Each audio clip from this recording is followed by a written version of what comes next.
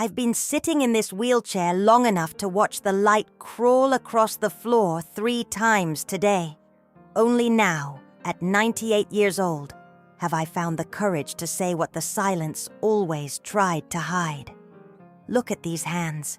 They look like the roots of a tree that survived every drought. But the truth is, inside, I've spent decades as a desert. They called me a fortress, the Iron Woman, a paragon of resilience. People look at the family I built, everything I raised from nothing after becoming a widow, and they see a victory. But I have a confession. I spent my entire life believing a lie I invented just so I wouldn't give in to fear. I believed that autonomy was my final destination. I convinced myself that if I were independent enough, if I amassed enough wealth, life could never hurt me again. I mistook control for safety. I spent 98 years running from the need to be cared for, to be seen, to be human. I built an empire of brick and mortar, but today, as the sun sets, I realize I conquered the world only to lose myself in the process of trying to need no one. What I feel now is a weariness that sleep cannot cure. It's the exhaustion of someone who has carried a heavy burden for far too long. I wanted my children to see a mother who never bent, but I ended up giving them a woman they couldn't reach. I was there, providing, directing, ensuring nothing was missing. But my heart was locked in a vault, and even I didn't have the key. I lived as if life were a business to be managed, an account to be settled, a series of problems to be solved with the coldness of someone who couldn't afford to fail. If you're listening to me now, maybe you're in the middle of your own race, thinking that the next promotion, the next house, or the next million will finally bring the peace you're chasing. I'm here to tell you, with the authority of someone who has seen the century turn the corner, that peace doesn't live in what you own. The peace I sought in financial autonomy was just a mask for my inability to admit I was terrified. I spent my life setting the stage while I stayed in the wings, forgotten. What is left of you if we take away everything you've achieved? If your empire crumbled today, would there be someone left that people would love just for who they are and not for what they provide? It took me nearly 100 years to ask myself that, and the answer hurts more than any physical wound. The day my husband left wasn't just the day I became a widow. It was the day I decided that love was too high a risk for a woman with 9 mouths to feed. I was 45. At 45, your blood still pulses with vigor. You still have dreams that haven't been tamed by time. But when I saw his casket lowered, something in me slammed shut like an iron gate. He was my place of peace, the only man who knew the sound of my laughter before it became the tired echo I carry today. He was my life partner, my plan for growing old hand in hand. In the blink of an eye, fate took him and left me a legacy of debt, uncertainty, and 9 children looking to me for a miracle. I never replaced him. People thought it was a testament to eternal fidelity, some old movie romance. But the truth is much darker and more practical. I didn't replace him because I was terrified. I decided I would never again put my emotional stability or my children's livelihood in the hands of another man. I didn't want a partner. I wanted control. I wanted to make sure the rug could never be pulled from under me again. So, I took all that longing, all that desire to be held, and forged it into ambition. I buried my heart along with him and decided my new identity would be a fortress for my children. I spent the following decades focused on a single goal: accumulate and prepare. I believed, with blind faith, that if I had enough money in the bank, death or tragedy wouldn't dare knock on my door again. I saw money as a shield. If I could buy our autonomy, I'd be free from the pain of needing anyone. I worked until my fingers bled, until my mind couldn't tell day from night. I wanted my 7 sons and 2 daughters to have a name no one could ignore, and an estate no one could touch. But in making that choice, I became a prisoner of my own success. I traded nights of affection and afternoons of rest for labor and management. I never let anyone get close enough to see my weakness. I raised 9 children to be strong, but I forgot to teach them to be tender, because I had forgotten what tenderness felt like. I provided everything, absolutely everything, except my vulnerability. I thought I was protecting my family, but I was only teaching them that a person's value lies in their ability to need no one. Today, at 98, I realize the autonomy I bought with the sacrifice of my heart is the loneliest form of wealth there is. I won the world, but I lost the ability to just be Florence Caldwell, the woman who once loved and was loved, without needing to prove a thing to anyone. Running a house with 9 children as a single woman, in a time that didn't forgive female weakness, required me to become something I wasn't. A monument of silence. I had 7 men and 2 women growing up under my roof, each with their own temperaments, their furies, and the hollow spaces left by their father's absence. To keep that structure standing, I understood that the family's harmony depended on one thing: my self-annihilation. I consciously decided that my voice would not be one of complaint, desire, or doubt. My voice would only be the gavel that struck the verdict. I became the silent matriarch. For decades, I stifled my opinions on almost everything to avoid conflict. If a son took a path that broke my heart, I processed that pain alone in the dark of my room, so that the next morning I could appear at the table with a clear face and a firm direction. I believed that if I showed any preference, any weariness, or any deep disagreement, the invisible thread holding the 9 together would snap. I sacrificed my truth for a peace that was often just a forced calm.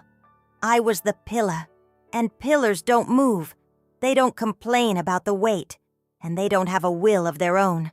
They just hold up the roof so others can sleep soundly.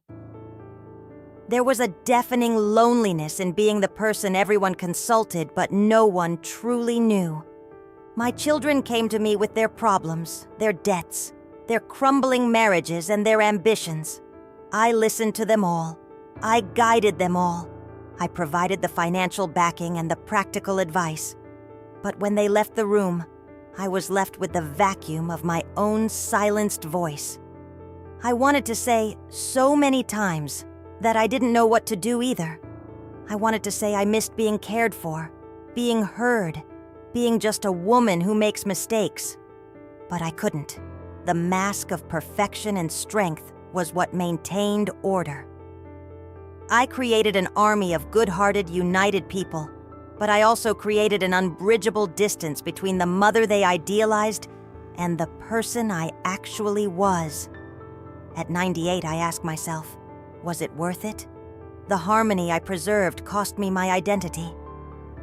I see my children gathered, proud of the legacy of principles I planted, but I feel they love the image I projected, not the woman I suffocated. I taught them that personal sacrifice is the currency for family peace. And perhaps I taught them wrong. I wanted them to be united, but I didn't need to be invisible to achieve that.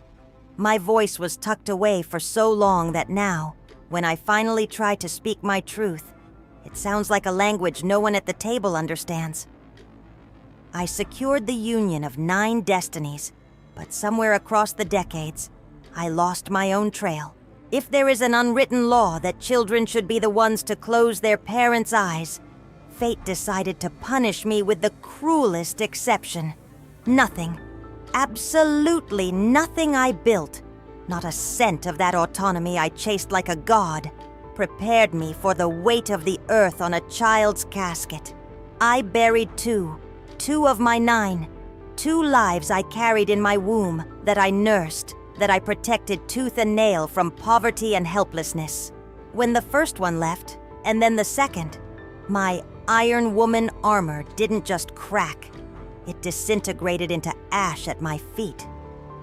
In those gray afternoons at the cemetery, I looked at my hands and realized the grand fraud I had been living.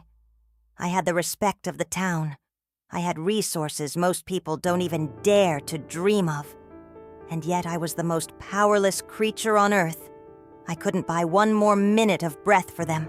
I couldn't negotiate with death in exchange for their health. There, before the grave, my wealth felt like a mockery. What were the houses, the lands, and the investments for if they couldn't give me back the sound of a son's voice calling my name? Money, which I believed to be my shield, revealed itself to be just a cold piece of paper in the face of eternity.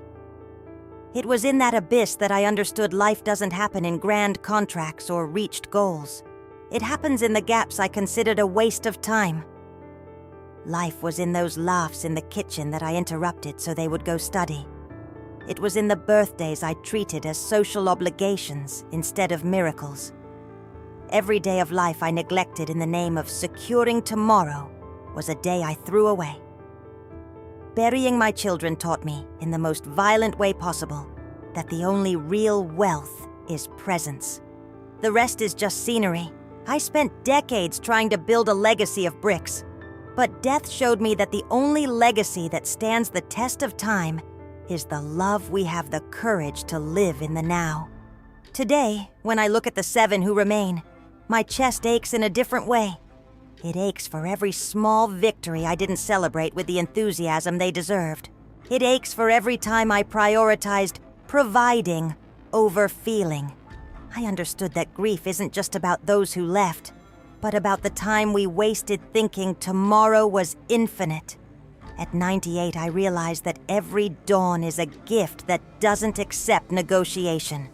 Money can give you comfort in your pain, but it will never, ever be able to heal the void of an absence. I traded moments away, and today, at the end of the road, I would trade everything in the world for just one more moment of shared silence with those I lost. 3 years ago, life finally disarmed me. At 95, the body I had always treated as an infallible machine decided it would no longer be my servant. I, who spent over half a century prideful of not needing anyone, woke up in a world where my feet couldn't find the floor and my hands lacked the strength to hold my own cup of coffee. It was the collapse of my last and dearest illusion, that financial autonomy would give me the final say over my destiny. The money I accumulated was there, untouched and vast, but it couldn't give me balance. It couldn't lift me out of bed. It was a pile of cold paper in the face of my fragile flesh and bone. At first, I felt a humiliation that burned deep inside. How could I, the matriarch who commanded and decided the course for 9 children, now depend on someone for the basics? I saw every hand extended to help me as a personal defeat. But time, in its infinite patience, began to show me that this dependency wasn't a punishment. It was my liberation. It was the moment I needed to be bathed, dressed, and fed by my children, grandchildren, and great-grandchildren that I discovered what it truly means to be free. I discovered that true autonomy isn't doing everything alone, but having built a love so deep that people want to be by your side, even when you have nothing left to offer. No money, no advice, no orders, just your existence. Being cared for by them was what finally shattered my iron armor. For the first time in decades, I allowed myself to be vulnerable. I allowed myself to be seen without the general's mask. And what I found in the eyes of my descendants wasn't pity. It was a connection I never would have reached had I remained on my pedestal of independence. Getting to know my great-grandchildren and great-great-grandchildren, feeling the weight of a baby carrying my blood in my lap while I am supported by an adult grandson, is the greatest wealth that has ever passed through my hands.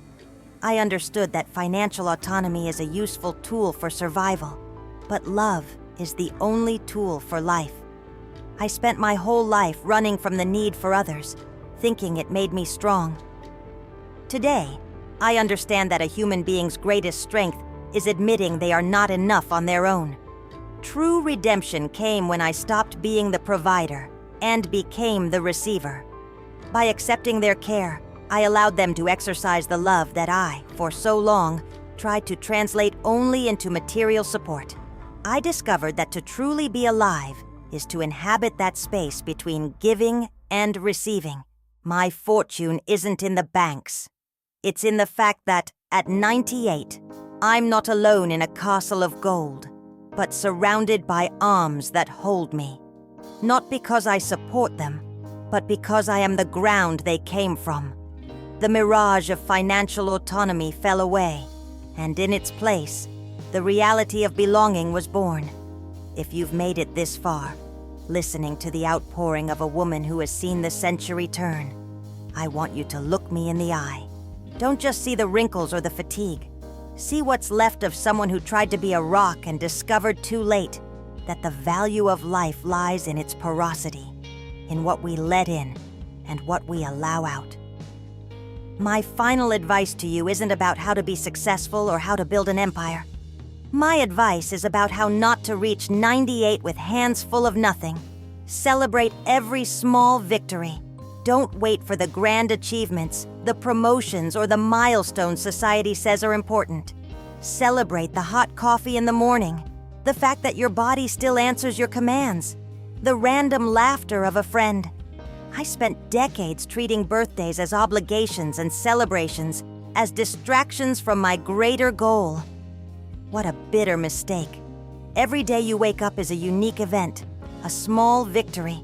If you don't learn to celebrate the now, you'll spend your whole life waiting for a banquet that will never be served, because the banquet is the journey, not the destination. Look at the people you love and ask yourself, am I giving them my provision or my presence? I know the world demands you provide. I know the fear of helplessness makes you work to exhaustion. But don't let the pursuit of having extinguish the light of your being. Your children, your parents, your partners. They won't remember the things you bought them with the same clarity they'll remember the spark in your eyes when you were truly there, whole, listening to what they had to say. Reclaim your voice today. Don't die with your truth choked back just to maintain a harmony that is nothing more than the absence of conflict. Real peace is only born from truth, even if that truth is fragile or tired. Take care of your health, physical and mental, with sacred zeal. I'm not talking about aesthetics or vanity. I'm talking about preservation. Take care of your body so it can be a gentle home for your soul until the very last day. Take care of your mind so it doesn't become a prison of resentment and regret. Reaching old age is a privilege, but reaching it with a lucid soul and an open heart is a work of art. Don't wait until 98 to realize that vulnerability is what connects us. Admitting you need help, that you're afraid, that you love, that doesn't make you weak. It makes you alive. What would be left of you today if all your money, all your prestige, and all your possessions vanished in a snap of fingers? If your tomorrow didn't come and everything ended now, who would be the person left in the memory of others? Would you be remembered for what you accumulated, or for what you transformed inside people? I lived almost 100 years to find out that the only wealth we take with us is the love we had the courage to live and the principles we had the dignity to uphold. The rest is just scenery that time will fade. My name is Florence Caldwell. I was a woman of iron, but today, I choose to be just a woman who learned to love her own fragility. What do you choose to be before your time runs out? The now is the only thing you truly possess.